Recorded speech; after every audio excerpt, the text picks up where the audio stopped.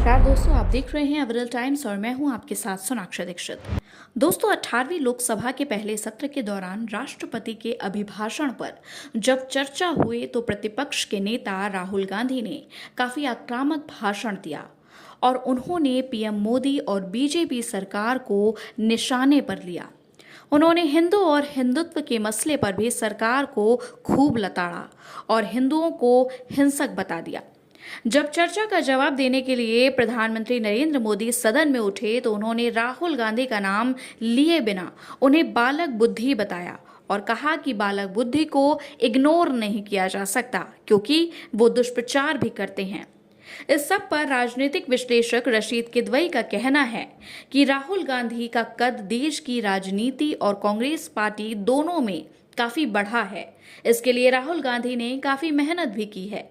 उन्होंने काफी विषम परिस्थितियों का सामना करना पड़ा, बावजूद इसके वे आज नेता प्रतिपक्ष के पद तक पहुंचे हैं।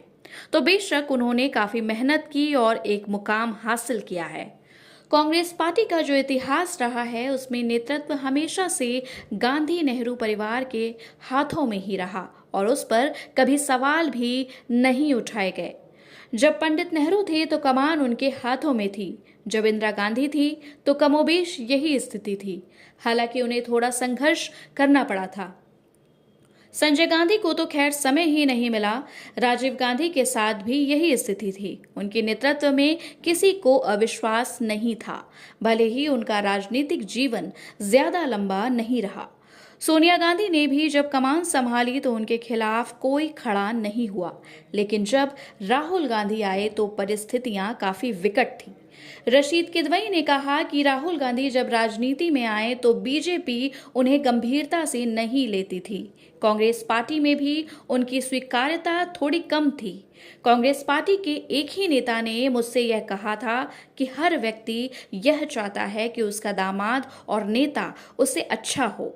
राहुल गांधी जब कमान संभालने आए तो उनके प्रति अविश्वास कांग्रेस पार्टी में भी था। G23 के नेताओं ने अपना असंतोष जताया भी था।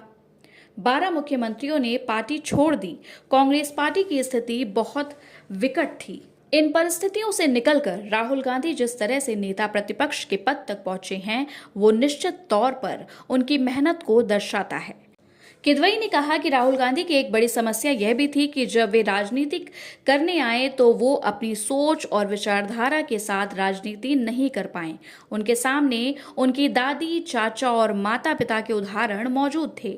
उन्हें यह समझ नहीं आया कि वे किस तरह राजनीति करें। लोगों की अपेक्षाएं कभी उनमें दादी तो कभी पिता और कभी माँ का स्वरूप देखती थी। इसकी वजह से राहुल गांधी को काफी परेशानी हुई। राजनीतिक विश्लेषक उमेश चतुर्वेदी ने कहा कि राहुल गांधी नेता प्रतिपक्ष के पद पर हैं, लेकिन उनके भाषणों में उनके पद की मर्यादा नजर नहीं आती है। नेता प्रतिपक्ष का पद कितना महत्वपूर्ण है इसको इस बात से समझा जा सकता है कि उनके पूरे भाषण के दौरान प्रधानमंत्री नरेंद्र मोदी सदन में मौजूद रहे, लेकिन राहुल गांधी ने अपने पूरे भाषण के दौरान जिस तरह की शब्दावली का प्रयोग किया वह उनकी बालक बुद्धि का ही परिचायक है। प्रधानमंत्री ने बालक बुद्धि शब्द का प्रयोग किया, लेकिन उन्होंने किसी का नाम लेकर यह टिप्पणी नहीं की जो सदन में उनके मर्यादित आचरण का सूचक है। उमेश चतुर्वेदी ने बताया कि आज सदन में सत्ता पक्ष और विपक्ष के बीच जिस तरह की खटास देखने को मिलती है वैसे ही पहले नहीं दिखती थी। राहुल गांधी ने तो अपने भाषणों में अति कर दी है। कभी चौकीदार चोर है तो कभी कुछ और कहते हैं। मर्यादित आचरण कहीं नजर नहीं आता है।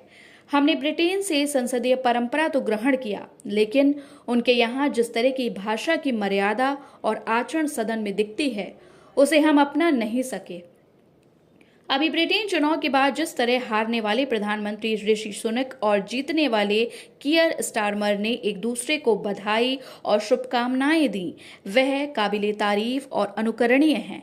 हमारे यहाँ सदन के बाहर जो कटुता होती है वह सदन के अंदर भी नजर आने लगी है। धन्यवाद।